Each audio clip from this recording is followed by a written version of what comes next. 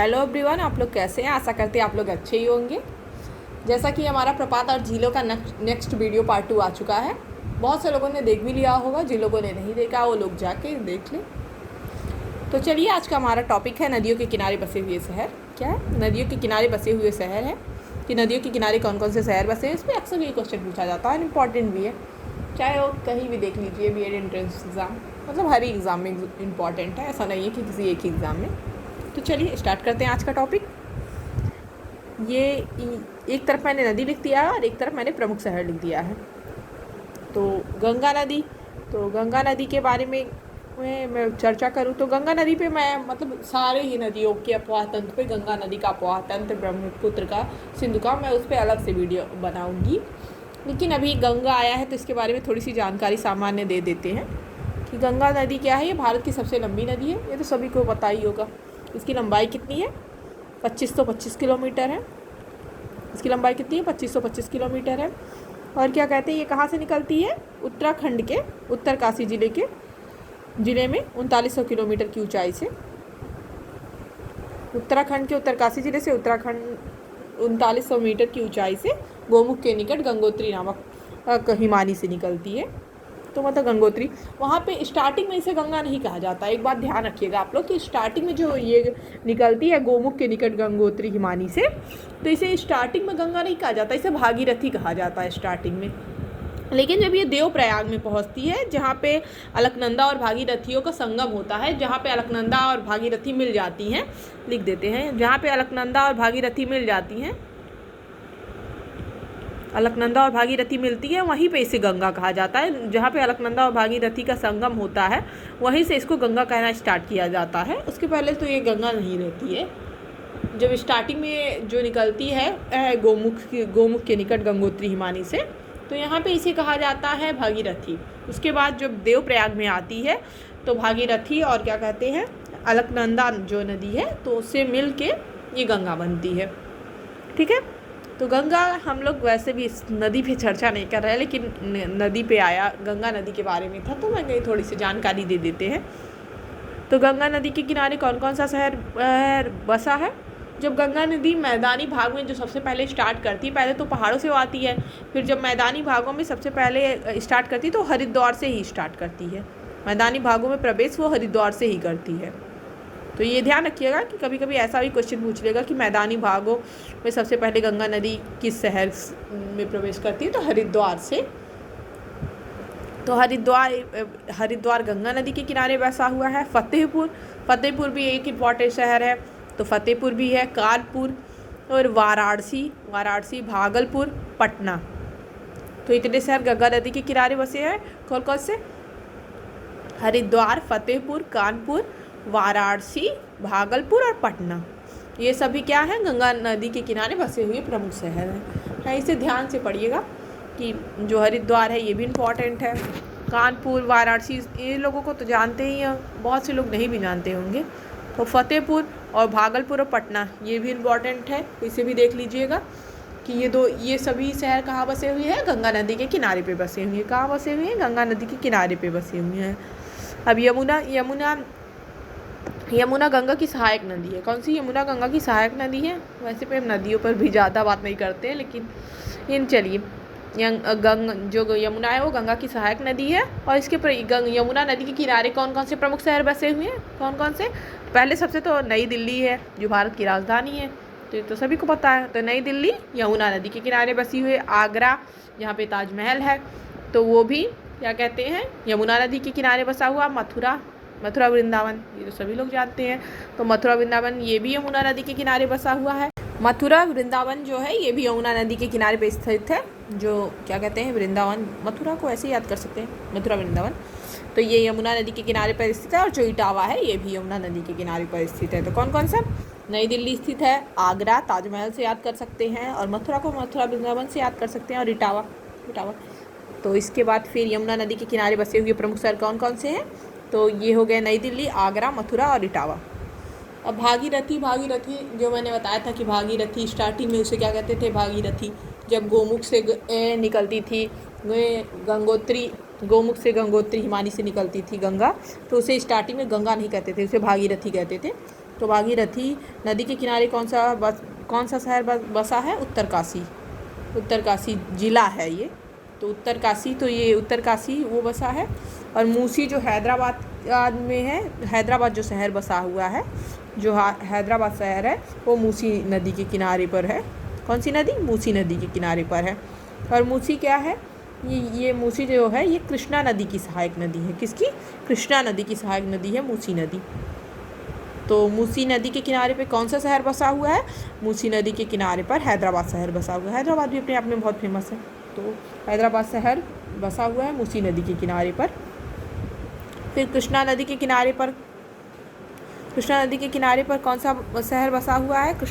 विजयवाड़ा। विजयवाड़ा जो शहर है ये बहुत फेमस भी है। विजयवाड़ा आंध्र प्रदेश का प्रसिद्ध नगर है विजयवाड़ा।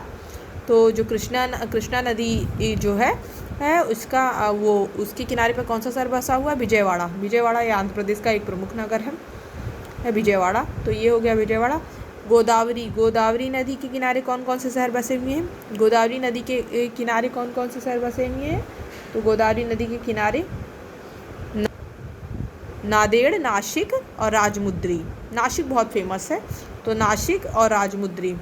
तो गोदावरी नदी के किनारे कौन कौन से शहर बसे हुए हैं? नांदेड़ हो गया, नासिक और राजमुंद्री। नासिक में वो लगता है क्या, जो क्या कहते हैं, कुंभ होता है, तो जो कुंभ लगता है तो नासिक में लगता है। 4 जगहों पे लगता नहीं कुंभ, तो उसमें से एक स्थान नासिक भी है। तो इसी वजह से ये गोदावरी नदी के किनारे पर बसा हुआ है नासिक। तो नासिक इसी वजह से फेमस कुछ हो जाता है। तो नासिक ये हो गया। और राजमुंद्री भी यहाँ पे वो होता है, क्या कहते हैं, जो क्या कहते हैं रुपए छपने के कारखाने हैं राजमुंद्री में।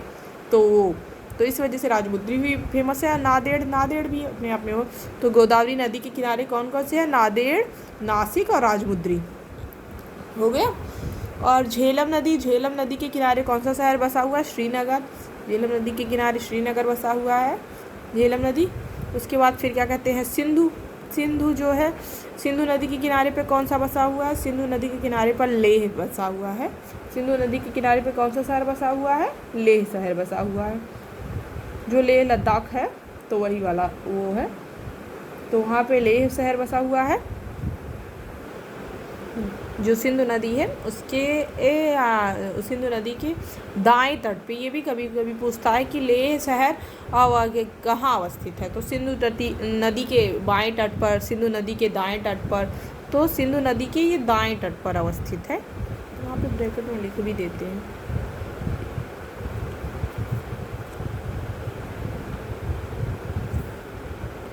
सिंधु नदी के किस तट पर? दाएं तट पर अवस्थित है। ये इंपॉर्टेंट क्वेश्चन रहेगा, क्योंकि दाएं बाएं में कन्फ्यूजन हो सकती है। दाएं तट पर ये जो लेह शहर है ये सिंधु नदी के दाएं तट पर अवस्थित है। तो क्या कहते हैं, ये सिंधु नदी के दाएं तट पर हो गया। उसके बाद फिर सतलज, तो सतलज आता है हमारा नेक्स्ट। सतलज नदी के किनारे कौन कौन से शहर बसे हुए हैं? तो सतलज नदी के किनारे लुधियाना, पंजाब वाला जो लुधियाना है वो लुधियाना। और क्या कहते हैं, एक शहर और है यहाँ पे, फिरोजपुर। यहाँ पे लिख भी देते हैं वो शहर, मैंने फिरोजपुर नहीं लिखा था। फिरोजपुर ये भी सतलज नदी के किनारे पर ही स्थित है, फिरोजपुर। तो सतलज नदी के किनारे कौन कौन से शहर स्थित है?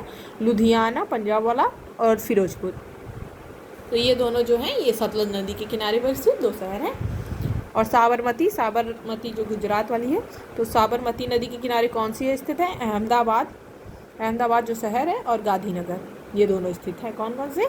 साबरमती की नदी के किनारे कौन कौन से स्थित है? अहमदाबाद शहर स्थित है अपना, और गांधी सागर। कौन सा? अहमदाबाद और गांधी सागर स्थित है।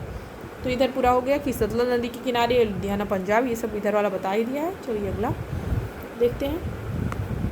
तो ये गोमती नदी है। गोमती नदी के किनारे कौन सा शहर स्थित है? लखनऊ।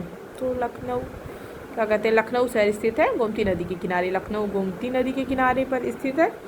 और क्या कहते हैं, ये क्या कहते हैं, वही गोमती नदी जो गोमत ताल से निकलती थी, जिसका उद्गम गोमत ताल से होता था, पीलीभीत के, उत्तर प्रदेश के पीलीभीत के, जो हम लोग फुलहर झील पर कल पढ़े थे, तो उसी वाला है कि ये पहली नदी है जिसका कोई उद्गम मैदानी क्षेत्र में होता है, जिसका स्टार्टिंग मतलब जो निकलती है वो मैदानी क्षेत्र में निकलती है। नहीं तो अक्सर नदियाँ पहाड़ी क्षेत्र में निकलती है, लेकिन ये मैदानी क्षेत्र से पहली नदी है जो गोमती नदी है। तो ये फुलहर वाली झील जो थी तो उसी से इसका उद्गम हुआ था, गोमत ताल से, तो वही वाला है। तो ये गोमती नदी जो है ये कौन से शहर पे, लखनऊ शहर, गोमती नदी के किनारे कौन सा शहर बसा हुआ है, लखनऊ शहर बसा हुआ है। कौन सा शहर, लखनऊ शहर। तो गोमती नदी हो गया कि गोमती नदी के किनारे कौन सा शहर बसा हुआ है, लखनऊ शहर बसा हुआ है। ताप्ती नदी, जो अपनी ताप्ती नदी है उसके किनारे कौन सा बसा हुआ है, ताप्ती नदी।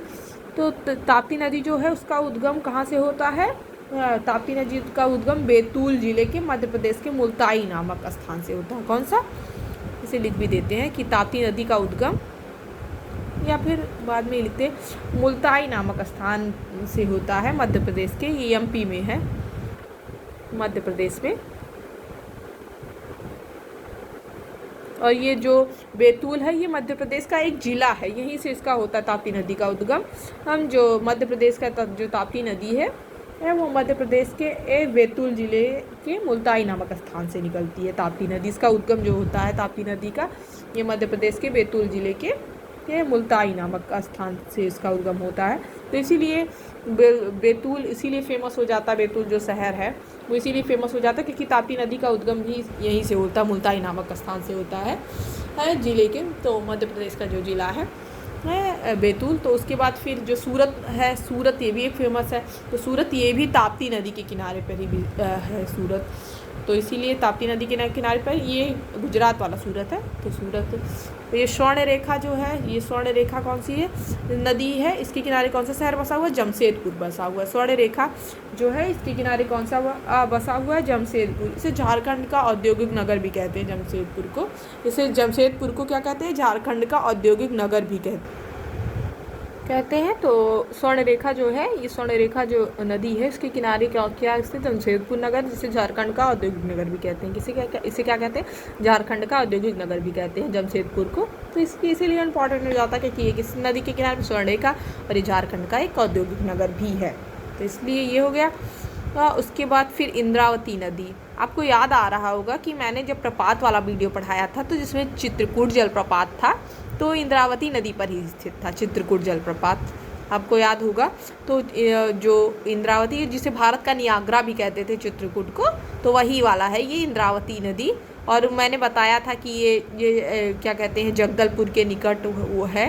तो जगदलपुर देखिए वही आ गया है, यहाँ पे आ भी गया है कि इंद्रावती नदी पर कौन सा शहर स्थित है, जगदलपुर। तो ये जगदलपुर हो गया इंद्रावती नदी पे, वही चित्रकूट वाला है, ध्यान दीजिएगा आप लोग, जिन्होंने वीडियो देखा होगा उन्हें पता होगा। और नर्मदा नदी के किनारे पर कौन सा शहर स्थित है, जबलपुर। नर्मदा नदी के किनारे पर कौन सा शहर स्थित है, जबलपुर। जबलपुर कहाँ है, मध्य प्रदेश में है। मध्य प्रदेश में जो नर्मदा नदी है उसके किनारे पे कौन सा शहर स्थित है, जबलपुर स्थित है। और ये कहाँ है, एमपी में है। कहाँ है, एमपी में है। कहाँ, एमपी में है ये जबलपुर। और क्या कहते हैं, उज्जैन जो नगर है, ये उज्जैन तो बहुत ही फेमस है क्योंकि ये मध्य प्रदेश का एक प्राचीन नगर भी है, और ये क्षिप्रा नदी के पूर्वी किनारे पर स्थित है ये उज्जैन जो है। और यहाँ पे एक बात और है, जो महाकालेश्वर नगरी भी इसको कहते हैं, उज्जैन को महाकालेश्वर नगरी भी कहते हैं। यहाँ पे लिख देते हैं, महाकालेश्वर नगरी भी इसको कहते हैं।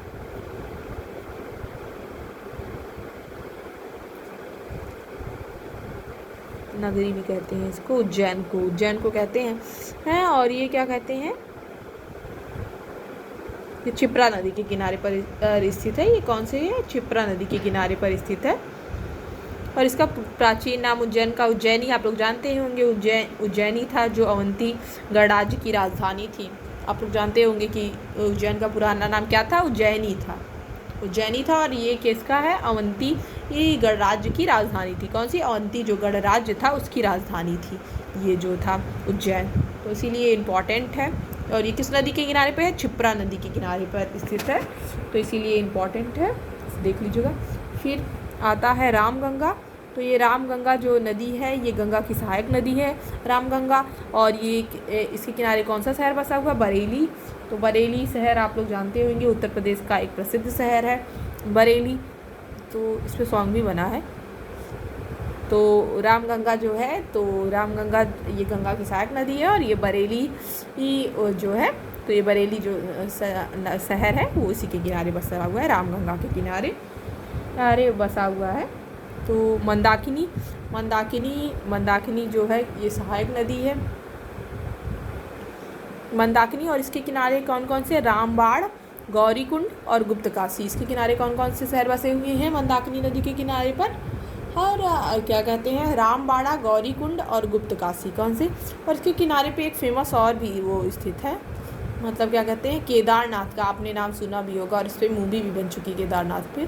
तो केदारनाथ जो है ये मंदाकिनी नदी के किनारे पर ही स्थित है, इसे ध्यान दीजिएगा। केदारनाथ कहाँ स्थित है? मंदाकिनी नदी के किनारे पे अवस्थित है। और इसे लिख भी देते क्योंकि केदारनाथ एक फेमस प्लेस है। केदारनाथ कहाँ स्थित है? मंदाकिनी नदी के उस पर स्थित है किनारे पर। और जो रामबाड़ा है वो भी मंदाकिनी नदी के, गौरीकुंड ये भी, और गुप्तकाशी ये भी उस पे मंदाकिनी नदी के किनारे पर स्थित है। तो चलिए हो गया मंदाकिनी। और सरयू नदी, सरयू वो अयोध्या जो सरयू नदी है ये तो बहुत फेमस है क्योंकि अयोध्या बहुत फेमस भी हो गया है जब से इस पर फैसला आया है। तो सरयू नदी के किनारे पर कौन सा शहर स्थित है? अयोध्या। कौन सा शहर स्थित है? अयोध्या शहर स्थित है। और राप्ती जो है ये गोरखपुर जो है, राप्ती नदी के किनारे पे कौन सा शहर स्थित है? गोरखपुर शहर स्थित है। कौन सा शहर स्थित है? गोरखपुर शहर स्थित है। कौन सा शहर? गोरखपुर शहर स्थित है। और ब्रह्मपुत्र जो नदी है इसे तिब्बत में क्या कहते हैं? सांगपो नदी कहते हैं। और क्या कहते हैं, असम में इसे क्या कहते हैं? दिहांग कहते हैं। असम में इसे क्या कहते हैं? दिहांग कहते हैं। और ये इसके किनारे जो असम जो है, तो जो असम है उसके प्रमुख नगर गुवाहाटी एवं डिब्रूगढ़ स्थित है ब्रह्मपुत्र नदी के किनारे पर, याद रखिएगा। इस ब्रह्मपुत्र नदी को तिब्बत में क्या कहते हैं? सांगपो, और यहाँ पे दिहांग कहते हैं। चलिए, तो चंबल जो नदी है उसके किनारे कौन से बसा हुआ है? कोटा। कौन सा बसा हुआ है? कोटा शहर बसा हुआ है चंबल नदी के किनारे पर।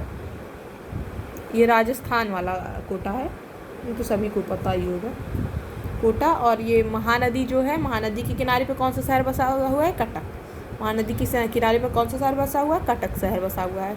और चंबल नदी के किनारे पे कोटा शहर बसा हुआ है। ब्रह्मपुत्र पे जो था ये गुवाहाटी है, बेटा है, नहीं तो दी समझ लेंगे, गुवाहाटी। तो ब्रह्मपुत्र नदी के किनारे पे कौन कौन सा शहर बसा हुआ है? गुवाहाटी और डिब्रूगढ़ फेमस भी है। तो डिब्रूगढ़ और गुवाहाटी और क्या कहते हैं, और गुवाहाटी और डिब्रूगढ़ ब्रह्मपुत्र नदी के किनारे पर बसे हुए हैं। और राप्ती ये गोरखपुर शहर जो है ये राप्ती नदी के किनारे पर बसा हुआ है। सरयू अयोध्या नदी के किनारे पर बसा हुआ है। मंदाकिनी जो है नदी है उसके किनारे रामबाड़, गौरीकुंड, गुप्तकाशी और केदारनाथ स्थित है। ओके, तो इसी के साथ हम अपना वीडियो एंड करते हैं क्योंकि हाँ, नदियों के किनारे जो फेमस शहर थे मैंने उन सभी को पढ़ा दिया है यह अभी तक, और जो छूटा होगा उसे बाद में देख लेते हैं। तो मुझे तो नहीं लगता कोई छूटा होगा। तो उसके बाद फिर ये इंपॉर्टेंट जो शहर थे उसे देख लीजिएगा आप लोग, और वीडियो को लाइक कीजिए, शेयर कीजिए, सब्सक्राइब कीजिए। Okay, bye bye.